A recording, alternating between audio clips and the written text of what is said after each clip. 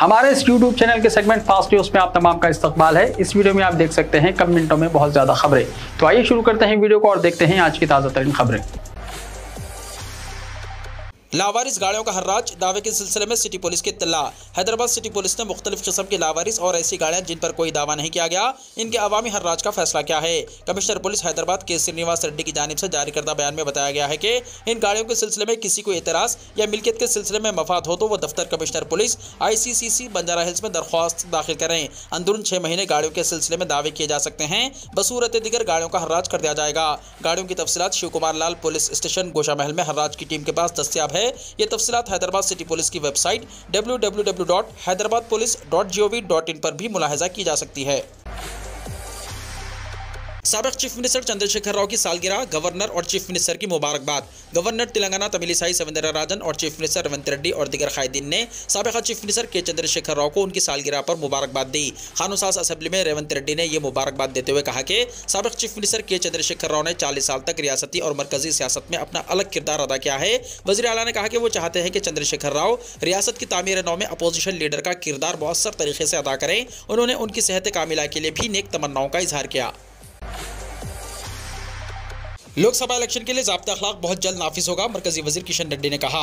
मरकजी वजीर किशन रेड्डी ने कहा कि पार्लिमानी इलेक्शन के अप्रैल के पहले हफ्ते में इनेकाद का इम्कान है और ज़ाब्ता अखलाक फरवरी के आखिरी हफ्ते में नाफिज होगा। इंपीरियल गार्डन में बीजेपी सिकंदराबाद पार्लिमानी हल्के के बुत सदर और कायदीन के साथ मुनक्किदा इजलास से खिताब करते हुए उन्होंने इस बात का इंकशाफ किया। इस इजलास में मध्य प्रदेश के चीफ मिनिस्टर मोहन लाल यादव मेहमान खुसूसी थे। इस मौके पर किशन रेड्डी ने कहा कि मरकज़ की सरपरस्ती की वजह से हैदराबाद ने तमाम शोबों में तरक्की की है। उन्होंने मजीद कहा कि तेलंगाना में 20 फरवरी से 5 यात्राएं शुरू की जा रही हैं और कारकुनों को मशवरा दिया गया है कि वो बड़ी तादाद में इन यात्राओं में शिरकत करें।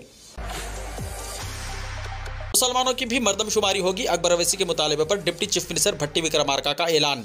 डिप्टी चीफ मिनिस्टर और वजीर फाइनेंस भट्टी विक्रमार्का ने कायदे मजलिस से मुक़न्नना पार्टी जनाब अकबरुद्दीन अवैसी के मुतालिबे पर कहा कि हुकूमत की जानिब से अनकरीब करवाई जाने वाली जात पात की मर्दमशुमारी में मुसलमानों की भी मर्दमशुमारी की जाएगी और रियासत के मुसलमानों की तालीमी, मुआशी, समाजी और सियासी पसमानदगी का जायजा लेने के लिए घर घर सर्वे किया जाएगा। रियासती असम्बली में जात पात की मर्दमशुमारी से मुताल्लिक़ पेश करदा करारदाद के दौरान कायदे मजलिस से मुक़न्नना पार्टी जनाब अकबर अवैसी की जानिब से उठाए गए सवालात का जवाब देते हुए डिप्टी चीफ मिनिस्टर ने कहा कि जात पात की मर्दमशुमारी में मुसलमानों की पसमानदगी का भी तफसीली जायजा लिया जाएगा। सिर्फ मुसलमान ही नहीं, रियासत में बसने वाले तमाम तबकात की समाजी, मुआशी, तालीमी और सियासी पसमानदगी का जायजा लेने के लिए घर घर सर्वे करवाया जाएगा। कालेश्वरम प्रोजेक्ट मुल्क के सबसे बड़े करप्शन की अलामत, असेंबली में व्हाइट पेपर जारी। हुकूमत तेलंगाना ने आबपाशी के शोबे पर असेंबली में आज एक व्हाइट पेपर जारी किया है। ऐवान की कार्रवाई के आगाज के बाद वजीर आबपाशी एन उत्तम कुमार रेड्डी ने महकमे आबपाशी पर एक व्हाइट पेपर जारी किया और कहा कि BRS हुकूमत के दौरान शुरू किया गया मेडीगुडा प्रोजेक्ट को संगीन खतरा है और यह प्रोजेक्ट मुकम्मल तौर पर मुनहदम हो जाएगा। इस मौके पर वजीर आला ने असेंबली में मेडीगुडा बैरेज की हकीकी सूरत हाल पर 1 मिनट का वीडियो दिखाया। उत्तम कुमार रेड्डी ने कहा कि मेडीगुडा बैरेज कालेश्वरम प्रोजेक्ट का एक अहम बैरेज है। उन्होंने कहा कि इस प्रोजेक्ट को जो 100 साल तक चलना था लेकिन 3 साल में ही गिरने के करीब आ गया है। उन्होंने कहा कि कालेश्वरम को डिजाइन, मियार और बदउनवानी की वजह से नुकसान पहुंचा है। रमज़ान में बरखे और पानी की मौसर सरबराही का तयक्कुन, वेंकट रेड्डी ने कहा। वज़ीर इमारत और शवारे कोमटिरेड्डी वेंकट रेड्डी ने कहा कि असेंबली बजट सेशन के बाद रमज़ान इंतजामात पर ओहदेदारों का इजलास तलब किया जाएगा। असेंबली में वक्फे सिफर के दौरान मजलिसी अरकान की जानिब से पुराने शहर के आबरसानी और बरखे के मसाइल पर तवज्जो दहानी पर वेंकट रेड्डी ने कहा कि चीफ मिनिस्टर ने रमज़ान इंतजामात पर इजलास तलब करने का तयक्कुन दिया है। हैदराबाद इंचार्ज वजीर पूनम प्रभाकर ने शहर के मसाइल पर ओहदेदारों से बात की है। वजीर ने तयक्कुन दिया है कि रमज़ान में बरखे और पानी की मौसर सरबराही को यकीनी बनाया जाएगा। पानी की सरबराही में कमी नहीं आएगी। मजलिसी रुकन अहमद बलाला ने होटलों को रात 1 बजे तक की इजाज़त देने का मुतालबा किया। उन्होंने कहा कि हुकूमत की तब्दीली के बाद पुलिस से पुराने शहर में सख्ती की जा रही है। रात 11 बजे होटलों और दुकानात को बंद कराया जा रहा है जबकि होटलों को रात 1 बजे तक कारोबार की इजाज़त है। उन्होंने कहा कि नाइट ड्यूटी करने वाले मुलाजिमीन को दुश्वारियां पेश आ रही हैं। मजलिसी रुकन ने हैदराबाद, साइबराबाद और रच्चाकुंडा कमिश्नरेट के तहत रात 1 बजे तक कारोबार की इजाज़त देने की दरख्वास्त की। तेलंगाना में पेश आया हैरत अंगेज मामला, अंधाधुन फायरिंग में 25 कुत्ते हलाक, पुलिस तहकीकात शुरू। तेलंगाना में एक इंतहाई हैरान करने वाला वाकया पेश आया है जहां कुछ नामालूम अफराद ने रात अंधेरे फायरिंग करके बड़ी तादाद में कुत्तों को मौत की नींद सुला दिया। वाकया महबूबनगर जिले का बताया जा रहा है जहां तकरीबन 25 कुत्तों का गोली मारकर कत्ल कर दिया गया। यह वाकया कुछ नकाबपोश अफराद ने अंजाम दिया है जिससे इलाके के लोग हैरत में हैं। मीडिया रिपोर्ट्स के मुताबिक रात के अंधेरे में निकले नकाबपोश शख्स ने कुत्तों पर अंधाधुन फायरिंग कर दी। गोलियों की आवाज़ सुनकर लोग घरों से बाहर निकलने की हिम्मत नहीं कर सके। सुबह जब लोग बाहर निकले तो देखा कि बड़ी तादाद में कुत्ते मरे पड़े थे। कई कुत्ते जख्मी भी थे जो तकलीफ में भौंकते दिखाई दिए। पुलिस ने इससे मुताल्लिक मामला दर्ज कर लिया है और तहकीकात भी शुरू कर दी है। कुत्तों को रात की तारीकी में हलाक करने का यह मामला महबूबनगर जिले के अड़गला डिवीजन वाक़े पुनाकल गाँव में पेश आया है। यह गाँव कौमी शाहराह से महज 2 किलोमीटर दूर है। जुमेरात की रात जब गाँव के लोग सो रहे थे तभी असलहों के साथ इलाके में पहुंचे हमलावरों ने इस कत्लेआम को अंजाम दिया। जब हमलावरों ने कुत्तों पर गोलियां बरसाई तो कुत्ते चीखते हुए इधर उधर भाग रहे थे। मवेशी परवरी महकमे ने मुर्दा कुत्तों का पोस्टमार्टम करवाया है। State animal foundation of India के कारकुन अदिलपुरम गौतम का इस वाक़े के ताल्लुक से कहना है कि आधी रात के बाद कुछ नकाबपोश लोग कार में आए थे और बंदूक से कुत्तों पर गोलीबारी की। इस वाक़े में तकरीबन 20 से 25 कुत्ते मारे गए और कई दिगर जख्मी हुए हैं। हमने इस वाक़े की शिकायत पुलिस अफसरान से की है। नकाबपोश हमलावरों ने बड़ी तादाद में कुत्तों को क्यों मारा, इस सिलसिले में कुछ भी पता नहीं चल सका है। जाए हादसे पर मिले खाली कारतूसों की शनाख्त करने समेत दिगर सबूत हासिल करने के लिए एक टीम को तैनात किया गया है। पुलिस का कहना है कि 2 कुत्तों की मौत बंदूक की गोली के जख्म के बगैर हुई, जिससे यह पता चलता है कि वो जहर के सबब मर गए होंगे। असेंबली इलेक्शन से पहले तेलंगाना में 300 करोड़ के इलेक्टोरल बॉन्ड्स फरोख्त। इलेक्टोरल बॉन्ड से सियासी पार्टियों को फंड के हुसूल में आसानी थी, लेकिन सुप्रीम कोर्ट ने इलेक्शन बॉन्ड सिस्टम को कलादुम कर दिया। हालिया असेंबली इंतखाबात से पहले तेलंगाना में इलेक्टोरल बॉन्ड की खरीदी देखी गई। मुख्तलिफ सियासी पार्टियों को डोनेशन देने तकरीबन 300 करोड़ के बॉन्ड्स खरीदे गए। उस्मानिया यूनिवर्सिटी के खदीम लोगों को बहाल किया जाए। Telangana state minority employees service association यानी TS मीसा ने तेलंगाना रियासत के चीफ मिनिस्टर को लेटर रवाना करते हुए मुतालबा किया है कि वो तारीखी उस्मानिया यूनिवर्सिटी के खदीम लोगों को बहाल करने के लिए इक़दाम करें। TS मीसा के रियासती सदर MA फारूक ने अपने एक बयान में कहा कि उस्मानिया यूनिवर्सिटी दुनिया की पहली ऐसी यूनिवर्सिटी है जहाँ पर हिंदुस्तानी ज़बान उर्दू में तालीम देने की पहल की गई। उस्मानिया यूनिवर्सिटी में इंजीनियरिंग, मेडिसिन, कानून के अलावा तमाम शोबेजात की आला तालीम उर्दू में दी जाती थी। उन्होंने कहा कि एक ऐसी तारीखी यूनिवर्सिटी जहाँ से मुल्क के कई मायानाज शख्सियात फारिग तहसील हो चुके हैं, इसके लोगों से उर्दू ज़बान को हटाना लिसानी तासुब परस्ती है। TS मीसा ने अपने मकतूब में वज़ीर आला से दरख्वास्त की है कि वो यूनिवर्सिटी हुक्काम को हिदायत देते हुए यूनिवर्सिटी के खदीम लोगों को बहाल करने के लिए इक़दाम करवाएं। गृह ज्योति के लिए आधार लाजमी स्कीम से इस्तेफादे की अहलियत की तफसीलात हुई जारी। तेलंगाना हुकूमत ने गृह ज्योति स्कीम से इस्तेफादे के लिए अहलियत की तफसीलात जारी की। इस स्कीम के तहत 200 यूनिट तक मुफ्त बरक़ी फराहम की जाएगी। इस स्कीम पर TS डिस्कॉम अमल को यकीनी बनाएगी। हुकूमत ने इस सिलसिले में सर्कुलर जारी किया है। इस स्कीम से इस्तेफादे के लिए आधार नंबर ज़रूरी होगा। आधार कार्ड न होने पर आधार कार्ड के लिए नामों का इंदराज करवाना लाजमी करार दिया गया है। साथ ही महकमे के ओहदेदारों की जानिब से बैंक पासबुक या पासपोर्ट या पैन कार्ड या राशन कार्ड या तस्वीरी शनाख्ती कार्ड या मनरेगा कार्ड या किसान फोटो पासबुक या ड्राइविंग लाइसेंस वगैरह में से किसी एक की जांच की जाएगी। अवाम से ख्वाहिश की गई है कि इन दस्तावेजात में से कोई एक तैयार रखें। हल्का बहादुरपुरा में मुख्तलिफ मुकामात से बस सर्विसेज का मुतालबा। रुकन असम्बली जनाब मोहम्मद मुबीन की हुकूमत से अपील। मजलिस के रुकन असम्बली बहादुरपुरा जनाब मोहम्मद मुबीन ने हुकूमत से मुतालबा किया है कि हल्का बहादुरपुरा के मुख्तलिफ मुकामात से RTC बसें चलाई जाएँ। ऐवान असम्बली में वक्फे सिफर के दौरान बहादुरपुरा में RTC बसों के मसाइल पेश करते हुए उन्होंने कहा कि वो पहली मरतबा ऐवान असम्बली में मुंतखब होकर आए हैं और पहली मरतबा इजहार ख्याल कर रहे हैं। इसके लिए वो बैरिस्टर असदुद्दीन ओवैसी और जनाब अकबरुद्दीन ओवैसी कायदे मुक़न्नना पार्टी के अलावा बहादुरपुरा के अवाम के शुक्रगुजार हैं। जनाब मोहम्मद मुबीन ने कहा कि हल्का बहादुरपुरा में RTC का बड़ा डिपो फलकनुमा मौजूद है, लेकिन इसके बावजूद हल्का बहादुरपुरा में RTC की बड़ी बसें या मिनी बसें भी नहीं चलाई जाती हैं। उन्होंने कहा कि तिगलकुंटा, चार मीनार, सेक्रेटेरिएट तक और हसन नगर, अंसारी रोड, मुस्तफ़ा नगर वगैरह इलाकों से जहां छोटी सड़कें हैं मिनी बसें भी नहीं चलाई जा रही हैं। चार मीनार से मधुबन और चार मीनार से वट्टेपल्ली भी बस सर्विसेज की जरूरत है। उन्होंने बताया कि रमनसपुरा में पुराने शहर का बड़ा ITI और पॉलिटेक्निक कॉलेज भी कारगर्द है। इन इदारों में पढ़ने वाले बच्चे मुख्तलिफ मुकामात से बसों के जरिए आते हैं। इन्हें जू पार्क के पास उतरकर सड़क उबूर करके पैदल आना पड़ता है। इन स्टूडेंट्स की सहूलत के लिए और दिगर इलाकों में आवाम की सहूलत के लिए मिनी बसें चलाई जाएं तो राहत होगी। रियासती वजीर कोमटिरेड्डी वेंकटरेड्डी ने रुकन असम्बली बहादुरपुरा जनाब मोहम्मद मुबीन को तयक़्क़ुन दिया कि वजीर ट्रांसपोर्ट और RTC के मैनेजिंग डायरेक्टर को इस सिलसिले में तवज्जो दिलाएंगे और बहादुरपुरा में बस सर्विसेज का आगाज़ करने के लिए कार्रवाई करेंगे। ट्रैफिक चालान मेगा डिस्काउंट के दौरान तकरीबन 150 करोड़ रुपए जुर्माने की रकम इकट्ठी।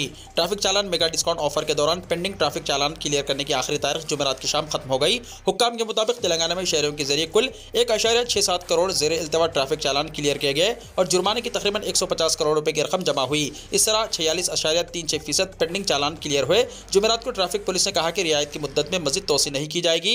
आपको बता दें कि सबसे ज़्यादा जुर्माने की रकम हैदराबाद में मोटरसाइकिलों से 37.14 करोड़ रुपये और रियासत के मुलुगु जिले से सबसे कम 19.15 करोड़ रुपए वसूल किए गए। सरला प्रोजेक्ट की तामीर निजाम ने नहीं वनपत्री के राजा ने कराई थी, निरंजन रेड्डी ने कहा। साबिक वजीर ज़राअत संगी रेड्डी निरंजन रेड्डी ने कानून साज असेंबली में वनपत्री जिले में सरला सागर प्रोजेक्ट के ताल्लुक से वजीर आबपाशी उत्तम कुमार रेड्डी के बयान को गलत करार देते हुए कहा कि सरला सागर प्रोजेक्ट वनपत्री के राजाओं ने तामीर कराया था, निजाम ने नहीं। उन्होंने कहा कि यह बदकिस्मती की बात है कि वजीर आबपाशी को मालूम नहीं है कि तेलंगाना में कौन सा प्रोजेक्ट किसने तामीर कराया है। उन्होंने कहा कि ऐवान कांग्रेस वज़रा के झूठ और प्रोपेगेंडा का सबूत है। उन्होंने कहा कि सरला देवी के नाम पर रामेश्वर राव ने एक तालाब बनाया था जो इन राजाओं में से एक थे जिन्होंने वनपत्री पर हुकूमत की थी। इसकी तामीर के लिए रामेश्वर राव 2 ने इंजीनियरों को कैलिफोर्निया भेजा और वहां एक प्रोजेक्ट का मुशाहिदा करने के बाद यहां शंकरमपेट में 35 लाख रुपए की लागत से तामीर का काम शुरू किया गया। सरला सागर प्रोजेक्ट की बुनियाद 15 सितंबर 1949 को हैदराबाद के उस वक्त के फौजी गवर्नर जनरल जयंतनाथ चौधरी ने ओका चेटू वागू पर रखी थी। इसके आबी जखीरे की गुंजाइश 0.42 टीएमसी थी और इस प्रोजेक्ट के तहत 9 देहातों को आबपाशी का पानी हासिल होता है। निरंजन रेड्डी ने कहा कि इस प्रोजेक्ट की जदीद कारी के बाद 26 जुलाई 1959 को सरला सागर प्रोजेक्ट का नाम दिया गया। उस वक्त के पीडब्ल्यूडी वजीर नरसिंह राव ने इस प्रोजेक्ट का इफ्तिताह किया था। पानी के संप में गिरने से 2 बच्चों की मौत। तेलंगाना के वरंगल जिले में अफसोसनाक वाकया। तेलंगाना के वरंगल शहर के बालाजी नगर में पानी के संप में गिरने से 2 बच्चों की मौत हो गई। जुमे की रात पेश आने वाले इस वाकये पर इलाके में गम की लहर दौड़ गई। तफसीलात के मुताबिक तांडूर के कर्नम भल्लेश्वरी और रवि कुमार जोड़े मेदारम यात्रा जाना चाहते थे। इनके बच्चे शूरजीता 4 साल और तेजस्वनी 2 साल जुमेरात को वरंगल में अपने वालिदैन के घर पहुंचे।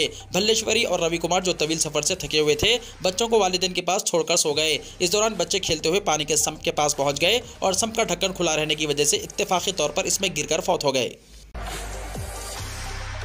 आंध्र प्रदेश में बर्ड फ्लू की वबा। आंध्र प्रदेश के नेल्लूर जिले में गुज़िश्ता दिनों 2 गांव में कई मुर्गियों की मौत के बाद बर्ड फ्लू फैलने की तस्दीक हुई है। हुक्काम ने बताया है कि मुर्दा मुर्गियों के नमूने भोपाल की लेबोरेटरी में भेजे गए हैं, जहां टेस्ट के नतीजे ने एवियन इन्फ्लुएंजा वायरस की मौजूदगी की तस्दीक की है। जिला कलेक्टर हरि नारायणा ने महकमा मवेशी पालन के अहदेदारों के साथ हंगामी मीटिंग तलब की और इन्हें बीमारी के फैलाव को रोकने के लिए तमाम जरूरी इक़दाम करने की हिदायत दी। लोकसभा इलेक्शन 2024 कब होंगे, इस सवाल पर chief election commissioner Rajiv Kumar ने कहा, हम हैं तैयार। Chief election commissioner Rajiv Kumar ने हफ्ता 17 फरवरी को कहा कि इलेक्शन कमीशन 2024 के पार्लिमानी इलेक्शन और रियासती असेंबली इंतखाबात कराने के लिए हम पूरी तरह तैयार हैं और तमाम तैयारियां मुकम्मल हैं। राजीव कुमार ने कहा कि मैं इलेक्शन कमीशन और आप मीडिया की जानिब से यह कहना चाहता हूं कि हम 2024 के पार्लिमानी इंतखाबात और रियासत उड़ीसा के असेंबली इंतखाबात कराने के लिए पूरी तरह से तैयार हैं। तमाम तैयारियां तकरीबन मुकम्मल हो चुकी हैं। उन्होंने कहा कि कमीशन की तरफ से मैं आप यानी मीडिया के जरिए दरख्वास्त करना चाहता हूं कि उड़ीसा के तमाम वोटरों को आकर जमहूरियत के इस त्यौहार में हिस्सा लेना चाहिए। उम्मीद है कि इलेक्शन कमीशन जल्द ही लोकसभा इलेक्शन 2024 की तारीख का ऐलान करेगा। उड़ीसा में इस साल असेंबली इंतखाबात होने वाले हैं, इसीलिए उड़ीसा के इंतखाबात का भी लोकसभा इलेक्शन के साथ ऐलान किया जा सकता है। माना जा रहा है कि लोकसभा इलेक्शन इस साल अप्रैल और मई के महीने में हो सकते हैं। 17वीं लोकसभा की मियाद 16 जून 2024 को खत्म होगी।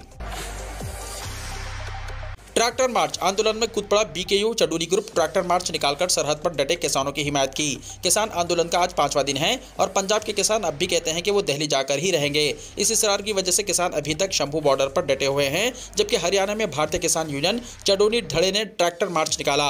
आपको बता दें कि भारतीय किसान यूनियन ने चडूरी ग्रुप की जानिब से ट्रैक्टर मार्च निकालकर एहतजाज करने वाले किसानों की हिमायत की है। किसानों ने ट्रैक्टर मार्च का आगाज गाँव खेड़ी लखा सिंह से किया और गल्ला मंडी रादरू पर इख्तिताम पजीर हुआ। इस दौरान किसानों ने हुकूमत मुखालिफ नारे लगाए और कहा कि अगर हुकूमत ने किसानों के मुतालबात को जल्द तस्लीम न किया तो बड़ा आंदोलन शुरू हो सकता है। फिल्म दंगल की चाइल्ड आर्टिस्ट सुहानी चल बसी।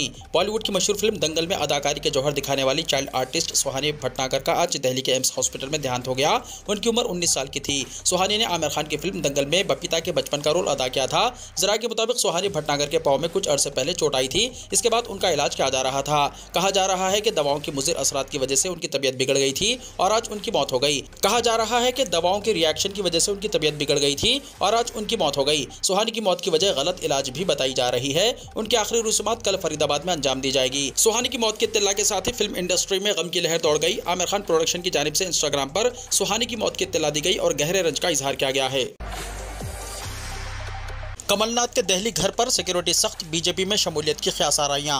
इलेक्शन कमीशन जल्द ही आइंदा लोकसभा इलेक्शन की तारीखों का ऐलान कर सकता है, लेकिन इससे पहले तमाम सियासी जमातों ने अपनी तैयारियां जोरों शोर से शुरू कर दी हैं। जरा के मुताबिक कांग्रेस के सीनियर लीडर कमलनाथ निकुलनाथ बीजेपी में शामिल हो सकते हैं। बीजेपी का 2 रोज़ा कौमी कन्वेंशन आज से दिल्ली में शुरू हो गया है। कमलनाथ ने बीजेपी में शमूलियत को लेकर 2 टोक बयान दिया है। उनका कहना है कि जब भी ऐसा कुछ होता है तो वो खुद इसकी इत्तला देंगे। बड़ी बात यह है कि उनकी तरफ से ऐसी ख्यासाराइयों को रद्द नहीं किया गया। साबिक़ा वज़ीर आला कमलनाथ बीजेपी में शामिल शामिल हो सकते हैं। इनके बेटे भी बीजेपी में शामिल हो सकते हैं। इसके पेश नज़र कमलनाथ के दिल्ली घर की सिक्योरिटी बढ़ा दी गई है। मध्य प्रदेश बीजेपी के तर्जुमान और कमलनाथ के साबिक मीडिया एडवाइजर नरेंद्र सलूजा ने कमलनाथ निकुलनाथ की तस्वीर पोस्ट करते हुए जय श्री राम लिखा है, जिसके बाद ख्यास आराइयों का बाजार गर्म है। सऊदी अरब में यौम तासिस पर जुमेरात को आम तातील होगी। गुज़िश्ता बरसों की तरह इस साल भी सऊदी यौम तासिस पर मुमलिकत में आम तातील होगी। सऊदी वज़ारत अफरादी क़ुव्वत और समाजी बहबूद ने ऐलान किया है कि मुमलिकत के यौम तासिस पर जुमेरात 22 फरवरी को आम छुट्टी होगी। सरकारी खबर रिसाई एजेंसी SPA के मुताबिक वज़ारत अफरादी क़ुव्वत और समाजी बहबूद की जानिब से जारी नोटिफिकेशन में मज़ीद कहा गया है कि यौम तासिस पर मुमलिकत में सरकारी, निजी और गैर मुनाफा बख्श इदारों में तातील होगी। वाज़ेह है कि मुमलिकत में सरकारी सतह पर यौम तासिस के मौके पर आम तातील का ऐलान साल 2022 में किया गया था। सरकारी ऐलान के मुताबिक यौम तासिस हफ्तावार तातील के दिन होने की सूरत में आम तातील एक दिन पहले या एक दिन बाद दी जाती है। इस साल यौम तासिस 22 फरवरी बरोज़ जुमेरात को होगा। इस हिसाब से सरकारी इदारों में 3 रोज़ा तातील होगी, जबकि वो निजी इदारे जहां जुमा और सनीचर को भी हफ्तावार तातील होती है, इनके मुलाजिमीन भी 3 रोज़ा छुट्टियां मनाएंगे। वीडियो को लाइक शेयर कीजिए और हमारे इस YouTube चैनल को सब्सक्राइब करते हुए इसके बेल आइकॉन को भी प्रेस कर लीजिए ताकि हर आने वाली वीडियो का नोटिफिकेशन सबसे पहले आपको मिलता रहे।